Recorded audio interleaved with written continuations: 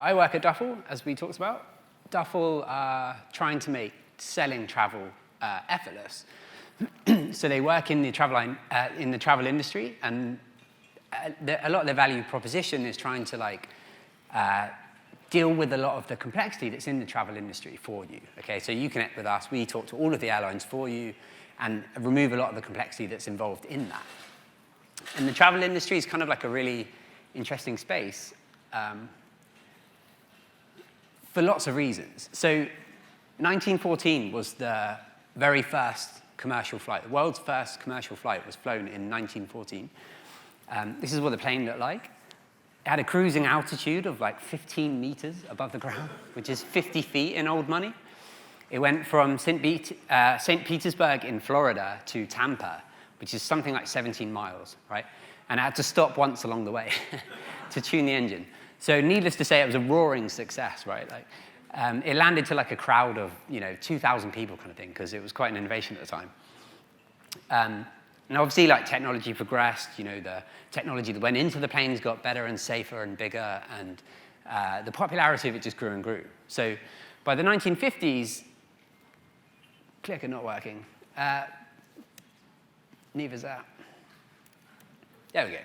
By the 1950s, this is what it looked like to ticket an airline. So this would be like in an airport and a travel agency. And what you can see there is a Lazy Susan. Here we go. This is not working very well. Not her. That's the Lazy Susan. So it's like a big spinning shelf, right, full of index cards that had in the information about the different flights that were available. And to book, what you had to do is physically spin it around, pull out the bit of paper, like you're in a library or something, read it, write some information about the passenger down, and print an actual physical ticket.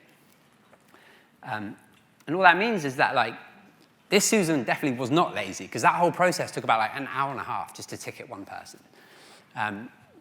So that's fine if you maybe have one flight a year or something, but obviously very quickly that's not sustainable, right? Especially as the popularity grew and grew. So 1952, American Airlines, one of the first sort of big airlines in America, started investing in technology. They came up with this thing, which is magnetronic. So it stored all of its information in these big magnets. I don't even know how they work. They're insane. But this is 1952. They're experimenting with using technology in the industry, right? And this is a quote from the Wikipedia page. It says, American Airlines spent a considerable amount of time studying the user interaction with the machine, trying to find an easy way for the operator to query the data for a group of flights. Which is interesting to me, because that's basically my job now, right? So, as much as things change, they stay the same, right? So, they're doing this, they're improving in technology, they're trying to invest and get things quicker and better and faster, but they're still hitting problems, especially as they scale up and up and up. So in 1964, there was a chance meeting between an American Airlines executive and someone from IBM. Happened on a plane, obviously. And they got to talking to each other about, the problems and the solutions that they were having. And they came up with this thing, which, what a name, right? Semi-Automated Business Research Environment. It's about the most 1960s acronym I can imagine, I think. That became Sabre, which is a company today. What it was an attempt to digitize a lot of that information that you needed to book flights and to, cool. So American Airlines introduced Sabre, and it went really, really well. It went so well that lots of other airlines had to, eventually would copy it, right? So what they had is CRS, which is computerized reservation system. And again, at the time when they did it, it was the largest real-time data set outside of the US government. So that's how early these companies were looking at tech and deploying it at a large scale, right? So by the time you had this, what the situation would be something like a travel agent would use the CRS to talk to an airline, okay? But as more and more airlines rolled out their own CRSs, the bottleneck then became, as a travel agent, I need to go once for every airline and use their own CRS, and it could slow things right down to try and then figure out what was available in all the different kinds of airlines. So lots of acronyms in this talk, by the way, and in the airline industry at large. Some of them are amazing. So, but the computer reservation systems were aggregated into a GDS, and you may have heard of this already. So Sabre, that's known now for having one of the largest GDSs in the world. That stands for like a global distribution system, and really it's just trying to aggregate the data that was available for each airline. So now as a travel agent, I can just look in the GDS, and that will go to loads of different airlines for us and return ticket information or flight information that we might need, right, to book. So, so, I mean, this began in 1964. So think about that. There was no internet, of course, right? No mobile. Most people had never even used a computer. So when they introduced the GDS, it was like a physical machine that went into the travel agent's office, and they would interact with it like it was a terminal, right? You know, not a rich UI that we might expect from the web today. It was like literally like having a command line shell that you had to interact with. And there were some standards that were introduced at the time to try and make this easier. So they introduced a standard called EDIFACT, which sort of determined the protocol that was used between the airlines and the GDS system, right? So they would talk in this like EDIFACT kind of language, right? I mean, EDIFACT, that's an insane acronym as well. Electronic Data Interchange for Format for Administrative Commercial. I mean, you can see why they used an acronym, but what's even more interesting is the way you interacted with it. So the EDIFACT stuff's like behind the scene. That's the computer-to-computer communication. But this is what an actual travel agent would type into the machine to do a search, okay? Now, you know, 1964, it probably wouldn't even have been in color. It would all be just one color. But if we color code it, we can maybe try and understand it a bit better ourselves. So I don't know why it's done that. That's funny. Number one at the beginning there would be the command, okay? See 13 dec, that's like the date that you're searching for. So that might be your departure date. You're saying, oh, I want a flight that goes from here.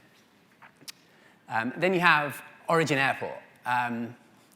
So there's a sort of standards body called IATA, and one of the things they've done among many other things is like uniquely assign every airport with a 3-letter abbreviation. So what you can see there is like an IATA code for an airline. In this case, that's Frankfurt, FRA, not France or anything. So that's your origin airport, and then your destination airport, Dub, would be like Dublin or something, right? And then finally, at the end, would be 11 a.m. That's the rough departure time that you want, right? So cool. So you type that into your machine, and this is what you get back. And this is the user interface. This isn't what the computer's reading. This is for an operator to look at and understand, right? So again, let's apply some colors. So the first line is just what we've searched, echoed back to us. This line here is possibly about the easiest to understand, right? 13th of December tells us it's a Wednesday, gives us Frankfurt's time zone. It's like +1 UTC, and tells us Dublin's as well, which is handy. Then this line here, we've got the gray number 1. This is for one airline offer, so you would have several, so that's just the index. This is like offer number 1, right? LH is an IATA code for an airline this time, so LH in this case is Lufthansa. And then 4980 is the flight number that they're looking at going, okay? Now these C9, D9, Z9, like all of those, they denote different fare classes, so something like business class or economy or whatever. And then the 9 is how many seats are available in that fare class. So in this example, they've all got 9 seats available, and yeah. So that's that. This section here is like, again, we see Frankfurt to Dublin. It tells us the exact departure and hopeful like arrival times. And then there's some more information there. Like I think the rest of it is like meal information. Then that little 0 there just means it's a direct flight. So very like informationally dense and incomprehensible, right? If you're looking at that and you're confused, well, that's the right reaction. This is a Google search I did yesterday. It says, how to operate the Galileo GDS 90-hour training course. So, I don't know, it's kind of interesting. On the one hand, it's easy to laugh at this, and it's certainly not the best UI that we can imagine, right, of all possible worlds. But at the same time, I really want to put it in historical context and be like, 1964, okay? Pre-web, pre-AWS, this is pre a lot of things, even in culture, right? This is pre-Facebook, move fast and break things. This is when things were slow and presumably working, I don't know. But the idea here is that, like, I saw a tweet once that was like, a UI is like a joke, and if you have to explain it, it's not very good. But the truth is, that's not actually true, because if you speak to actual travel agents, when they use this, when they're upskilled on it, they quite enjoy it, because they can move really fast with it. So there's this trade-off between like how much time you have to invest into a tool versus how much time it can save you in the long run. And so like 90 hours might be astonishing if it's like a Amazon checkout to buy a thing. But if it's 90 hours over a 10-year career, it's going to speed you up an hour every day, then that's like an easy trade-off, right? We have the same thing with our own tools, like editors. You might learn Emacs or Vim. It's the same idea, right? So although it's tempting right now to be like, oh, that's crazy, like how would you ever use that? What I really want to do is put it into the context that it was in, which is 1964 it started. And on top of that, because flights, airlines, and everything are so successful, essentially, lots of people are doing it. It's critical to the economy. You've got business travel that needs to happen. You've got freight that needs to get moved and stuff like that. So the industry is in a lot of use, which means you naturally have to be conservative about the changes that you implement, especially with something like this. You can't just be, if you've learned 90 hours, you spent 90 hours learning how to use this, then they change it all the next day. Like, you're going to be annoyed, right? So there's natural reasons why the GDS as it exists today isn't a million miles away from what you actually see here as well. And kind of to reiterate the point of the airlines being very early to some of this technology, by 1999, more than half of America's ticket sales were electronic. That's in 1999. So like Amazon's just been founded. So again, pre-AWS, pre-GraphQL, right? Like, no JSON, XML hasn't been invented yet. There's no mobile. Like very, very early, half of everything is electronic already. So airlines are early to a lot of technology. They're being used at a scale where changing that technology is like inherently risky, yeah? And then on top of that, it's like, what do airlines actually do? Well, lots, right? Take a simple thing that we, price a flight. Obviously, they need to tell us how much a flight is worth, but they want that to be like very dynamic. And the reason is, they want to be able to do all sorts of things, right? Like maybe they want to reward loyal customers or business customers. So you might have private fares for, Amex and no one else kind of thing. Or loyalty cards for your leisure travelers. If you fly a lot, maybe you get frequent flyer points and we can bring your price down, There might be seasonal sales for different holidays. There could be geopolitics at play, right? Like war breaks out in Ukraine, now you have to fly the long way around it. Fuel costs have gone up, so you need to factor that into your pricing somehow, right? Fuel itself can fluctuate in price. There's maintenance on the planes that need to happen. All sorts of things that can go into factoring what your price is for a given flight, and also those changes need to be factored in really quickly as well. So that is on its own a really hard problem, yeah? So what's the next half of a ticket? Well, scheduling when it leaves and where it's going to and from, right? And again, this is extremely dynamic too. Not only do you want to be able to offer a big range of flights, obviously, that would be nice to do, but you've got to get staff there to work on it, right? And factor in sicknesses and holidays. Again, there's seasonality, different airports that might affect when and where you fly, yeah? Weather, if it's bad, you're just not taking off, so good luck, And again, geopolitics, pandemic breaks up, there's a terrorist attack, all flights are ground, what can you do? Nothing. So you have to be able to tell your customers, oh, by the way, your flight's not leaving, sorry, And that's not even getting to just general airport delays or passenger emergencies. All of these things factor in. That's just a flight, right? Then on top of that, they have to schedule the staff. They have to manage the changes, and so that means owning a relationship to the customer so that you can say your flight is gone. They need to be able to account for all of the different kinds of passenger needs, maybe dietary requirements, physical ailments, or mental ones. And we haven't even got to the planes yet, right? So all this is to say that the airlines are doing quite complicated things, operationally, not necessarily technically, but technically as well, right? They're doing them at a large scale. It's a large enough scale that the changes are high risk, right, to really improve things and make big changes. And they've been doing it since the 1920s, some of them, right? And there are lots of airlines, which means they're not always going to agree on the same thing, right? So just trying to get everyone to use the same data standard can be a struggle. So the summary of all of that is it's complicated, right? The airline industry is complicated. That's kind of why Duffel is a good proposition. But what that means for us as developers is that we really have to be aware of this. We can't change it, right? We can't just go to an airline and be like, look, can you rewrite your whole SOAP API into a JSON one? Because I like JSON now. Like, we have to admit the reality we're in and understand, build tools and workflows to really understand the complexity, communicate it effectively to like new joiners, and really help us like navigate it when we're implementing things. So what can we do about it? Well, one thing we do is run discovery on these airlines. So what do I mean by discovery? Well, discovery is like playing with the API, right? You make queries against it, you see what response you got back, you try and break things, you use different parameters, you try and discover things that the documentation doesn't tell you, or if there even is any documentation, right? So what are the kinds of things that we're hoping to discover? Well, this is a seat map. So a seat map just tells you, these are the seats on the plane, this is how much one of those seats are, and these are the ones that are booked, and these are the ones that aren't, right?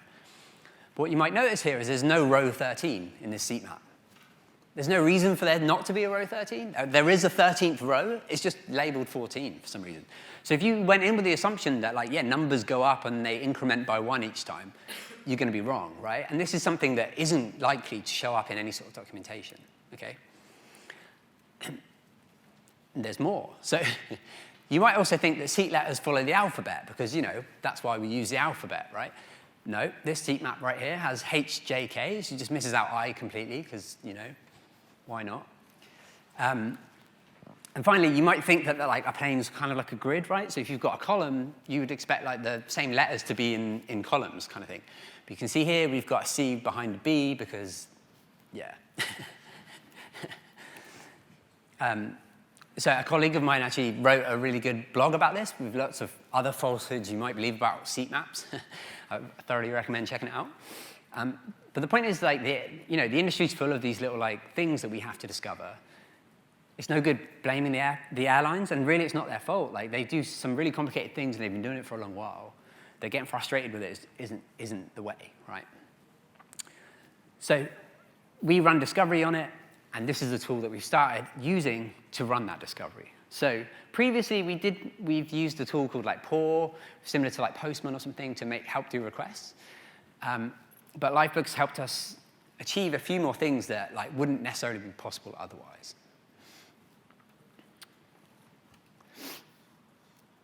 So, quick intro to Livebook then. So, Livebook is like a markdown file with magic superpowers, yeah? So you have normal markdown like this, you can see here. This section is a bit of text you can have, so you can have hyperlinks in there, headings. You can embed images and GIFs, anything you would normally expect from a markdown file.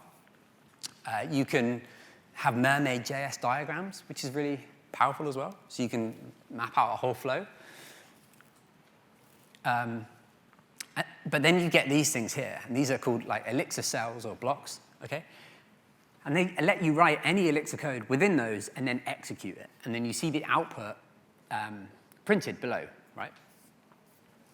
And you might notice if you use VS Code, this might look kind of familiar. Those Elixir cells behind the scenes kind of use this thing called a Monaco editor, which is what powers VS Code.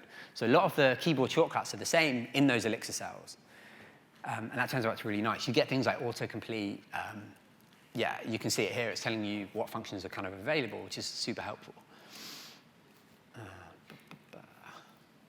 Cool. So, you type some code in, you run it with that evaluate button, or you press Command Enter, and you can see any sort of logging or printing that happens. And then the last line is what that cell returns. So the last line gets returned. So this is really cool. It's really powerful. If you write a library, for example, you might want to do some interactive documentation for that library. Livebook's a great way to do that. You can, write some explanation, which is like your module docs maybe, and then have physical examples in those that people can play with and kind of get a feel for, which is cool. Now, this is a newer version of Livebook, which includes this section up the top here.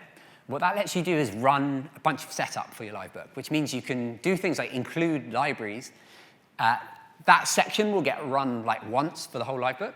So you could do something like this, pull in some other sort of library from Hex or something. It will get installed, and then that means that in any other subsequent Elixir section, you'll be able to run code or call any of the functions that are in that library that you've just pulled in, which is super helpful. Especially, again, if you're writing your own documentation, you can pull in your own library of Hex, and then your docs will work on the library you've just written, which is cool. But it has some limitations. First of all, that means that you have to have published your library onto Hex, right, to be able to pull it in that way. And for us, we didn't want to do that. We didn't want to publish a library and have it publicly available. So luckily, what Livebook gives you is a runtime instead. So this, I don't know what that icon is. I think it's like a CPU chip. I don't know. But that icon there, if you click on it, you get this like connect thing. And basically, Livebook allows you to connect running code to your Livebooks. And there's a few different ways that it can do that. You just click like the connect button or that settings button up the top there, and it opens this. And what I can do here is I click on the mix standalone bit, and this will say what I'm going to give it then is a path to a mix app. And Livebook's going to start that for me. It's going to compile it and start it. And when I connect, it will say it will make any code that's inside of that available within any of the Elixir cells in the Livebook, which is super handy. The attached node one as well works similarly, but it uses you can connect to a running instance that's already running kind of thing, using like the S names, the kind of like Erlang distribution stuff, which is like just a nice alternative. So yeah, so that means once I'm connected, I can now do things like put a HTTP library into the app that I connected to, and now I can call that in my Elixir cell and make like an actual web request, which is really powerful. So for us, our like discovery repo, right, looks something like this. We have a Livebook context app, which has all of this code inside it. It's like helper functions to help us do the different discovery queries and things. So that will have like our HTTP library. It might have an XML parsing library in it or whatever. Like, then there's a folder that by convention we sort of store all of the Livebooks that we create. And then this folder here is responses. So this is a Git, like all of the contents inside it is Git ignored. But when you run requests, what will happen is you'll do a request to the airline. Their response gets saved to a file in that folder. And we'll see why that's helpful in a second. But this is an example of some of the code that you might put into that context app for us, right? So we make a HTTP request. We kind of just check the status. Was it 200? If it was, great, like save it to that responses folder and maybe like format it along the way so it's like nice and easy to read. But if it wasn't, like just log an error so I at least know what went wrong, like maybe show me what the response was and try and save it to a file as well. It might be XML, XML I didn't recognize, or it might have been a 500 with like an error page or something. Like, it's all sorts of wonderful responses you can get, so that's kind of useful. And then in use, what we do is, we'll have at the bottom of our Livebook, once we've created like the request we want to, we can just run it. And what that says here is like, hey, save the response to this path. And it will create any sort of subfolders if they don't exist already, and write it into that responses folder for you. And then down here, what we do is we log out the name of the file that was created. What's really cool about this is if you hover over it with your mouse, you get this little icon there, which is like clipboard. And if you click that, it copies the file path. It copies whatever the output is into your clipboard. So for us, that means that we can copy the file path and then switch back to our editor. And for me, like I just press like Command P or whatever it is, and paste. And it will take me straight to the file that just got created. So now we're in a world where we've got like quite a nice slick workflow to make a request, get the response, and then in our editor, explore that response. And what's nice about that is now we're in our editor, right? So we've got all of our keyboard shortcuts. We've got any editor plugin we want to add in. we've got all of the goodies from being in a really familiar environment that, that we sort of know how to navigate.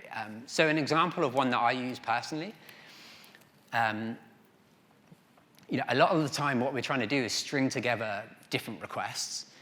And so that might involve selecting some data out of a first request and then putting that into a subsequent request. So maybe you do a search for a bunch of offers, and then you want to select one of those offers to book. And so if we're testing out the booking flow, you might want to do that first. In order to extract that data out, though, you need an XPath, or you need a way to be hey, this is where the data is in that XML. So this editor plugin that I have, what it allows me to do is click on a node or an attribute in the XML, and it copies the XPath to that data for me, right? So it will create something like this.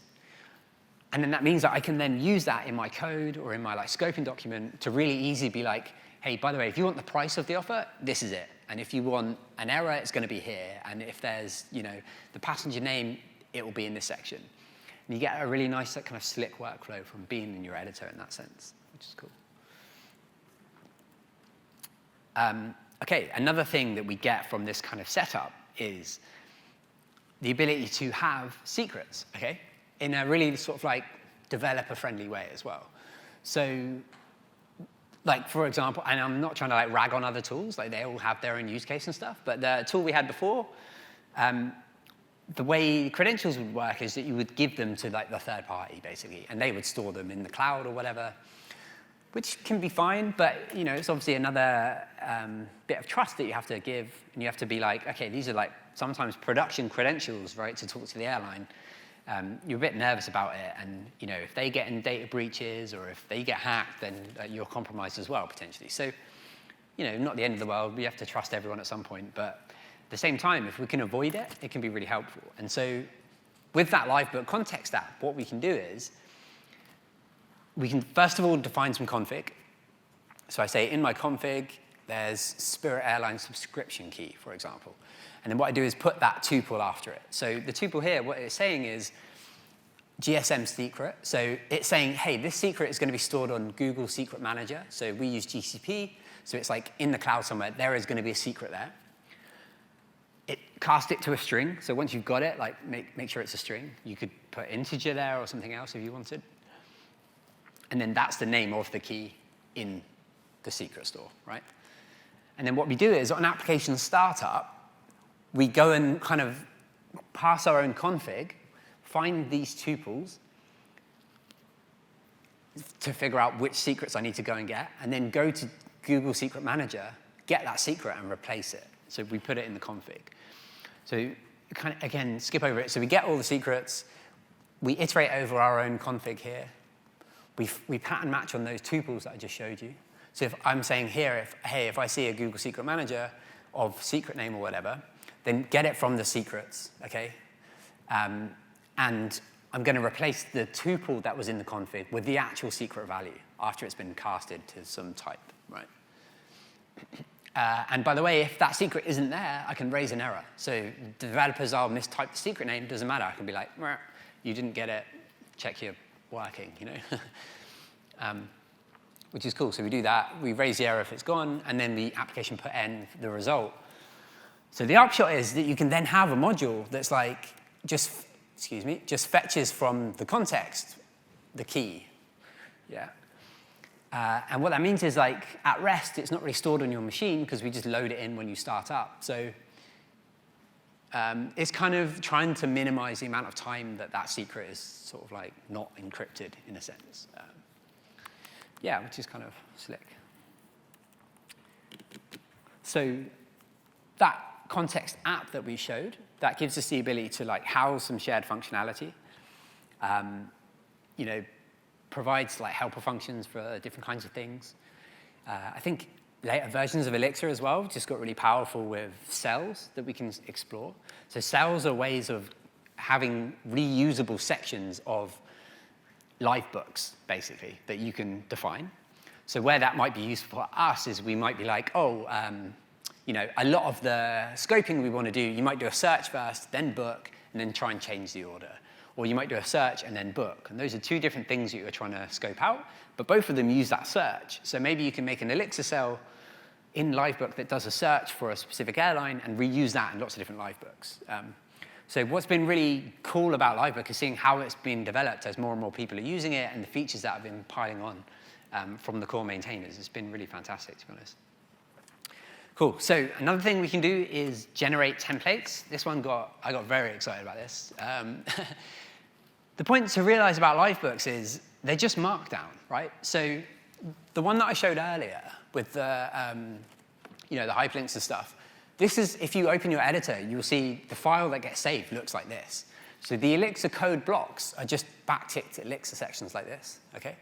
And then your Mermaid.js diagram's there, like you've got all the rest of it. What that means is it's just text. So, we can generate text, right? Elixir can do that. So one cool thing that we experiment with, and again, this is kind of simplified for the purpose of the presentation, but imagine that when we make a request to an airline, there's some data that we want from that response, okay? We could define the data that we want inside an ecto schema. So we can say, hey, there's price, there's passenger name, there's all these bits of data that we want, and it's going to be in the XML somewhere. So when I'm running discovery, something I might want to do is create a table that says, hey, for this field, this is where it is in the XML, right? So price is under this XPath, or passenger name is under this XPath, kind of thing. So if I can create a table that shows that, then other developers can come to it and be like, oh, cool, I know exactly what I need to do to get the total price for the offer, et cetera, right? And that's obviously going to be different for different airlines, but the core struct that you're trying to create might be the same. So what we do here, that's just the start of the table, we can use reflection, right? So in Ecto, we get all of the schema fields. From that, we can then create a row in the table for every field in the schema. And we can have that as a mixed task in our main app that generates a file in the Livebook, in the discovery app kind of thing. So it will create a table that kind of looks something like this if you open the Livebook, which is cool. And if you remember this editor plugin that I had before, this is where it really shines, right? So I can just come in here and paste. And now as a developer, I can be like, oh, cool, base amount is there, right? So that's a really powerful kind of nice workflow. And what's nice is that interop between your main app and this discovery app can also go the other way. So one thing we might want to do, right, is quite high-level integration-y type tests where we do a search, return a fixture in a test, but then we book a response from it. So we're linking features together. But to do that, your fixtures need to refer to each other. So you need to be booking, an offer. You need to be booking an order that came from the same search, kind of thing.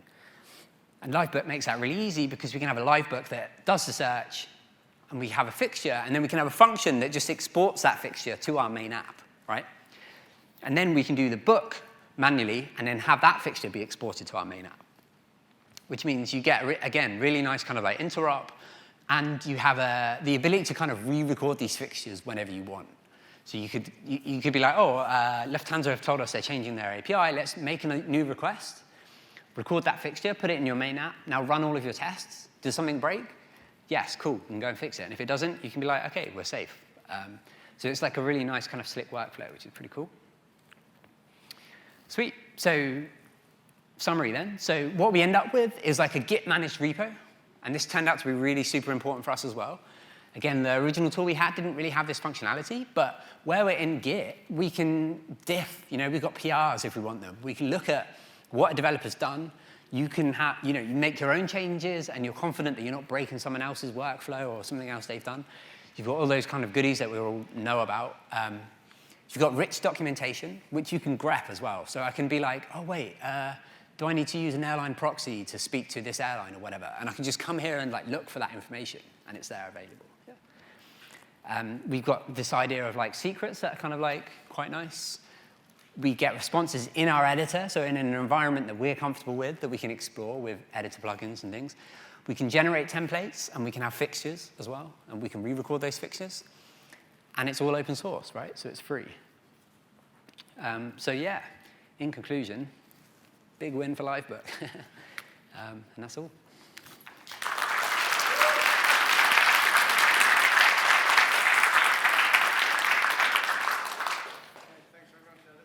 worries. Yeah.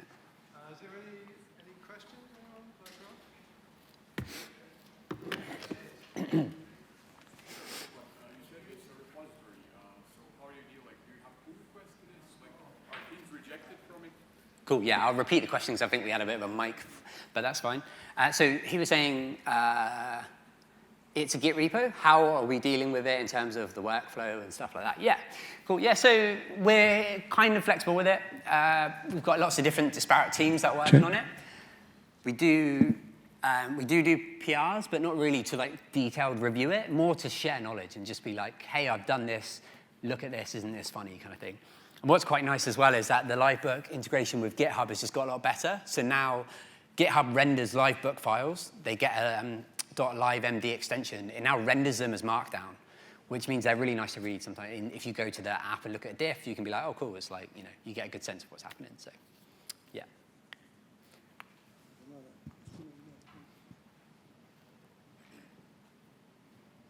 Hey, great talk.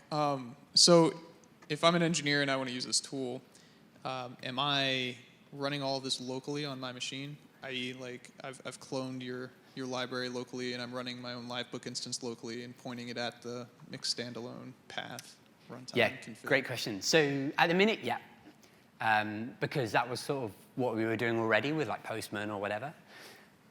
You can definitely deploy Livebook.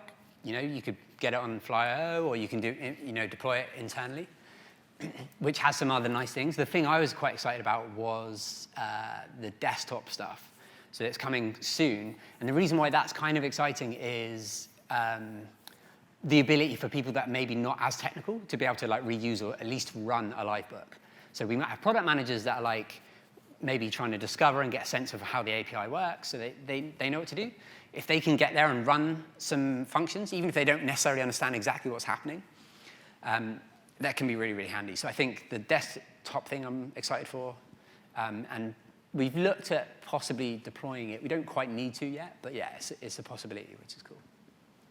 Quick follow-up. Yeah, sure. How do you keep or make sure that everybody has the latest instance of that Livebook context library? Yeah, good question.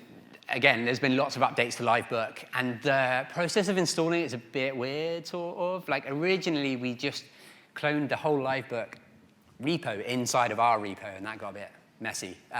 So now we just have, like, a script locally that you can run, and it might periodically just reinstall the latest version of Livebook kind of thing. So nothing too strict, but just trying to encourage people with documentation and stuff. So, yeah. Hey. Yeah, great talk. Thank you. I wanted to ask you if you ever use Livebook to mitigate a production issue, like to connect to running nodes, or yeah, super interesting. I mean, they wouldn't let me, but no. So what's interesting about it is exactly what you're saying. So you know how I said about the Livebook runtimes?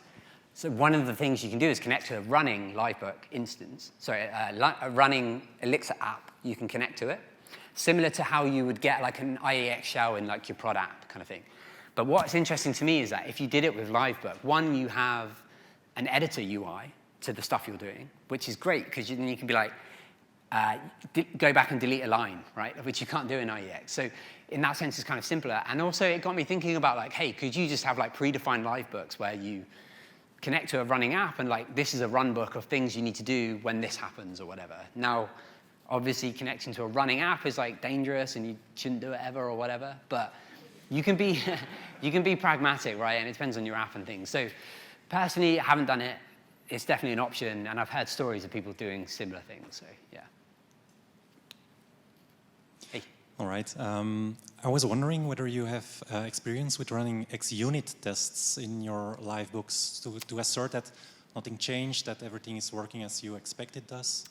Yeah, it's a great question. I've seen some stuff in the community about people being interested in doing that. Personally, we don't yet because it's not really relevant for the scoping side of things, but we do obviously have tests for the Livebook context app that is connected to it. So that's kind of how we handle it at the moment.